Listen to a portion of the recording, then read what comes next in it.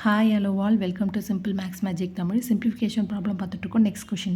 If 13 cube plus 7 cube divided by 169 plus 49 minus x is equal to 20, then the value of x is அப்படின்னு கேட்டிருக்காங்க. 13 cube வந்து எவ்வளோ வரும்னா 2197.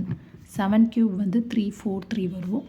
169 plus 49 add பண்ணோன்னா 218 minus x is equal to 20. இப்போ வந்து 2197 plus 343 இதை ஆட் பண்ணோன்னா 2540 is equal to 20 into 218 minus xன்னு வரும். இப்போ 2540 இந்த 20 இதோட மல்டிப்ளை 20 into 218 என்ன வரும்னா 4360 minus 20x. அப்போ 20x மட்டும் ஒரு இடத்துல வச்சு இந்த 4360 minus 2540 அதோட வேல்யூ வந்து 1820. அப்போ x is equal to 1820 divided by 20. இப்போ x அதோட வேல்யூ வந்து 91 தான் வரும்.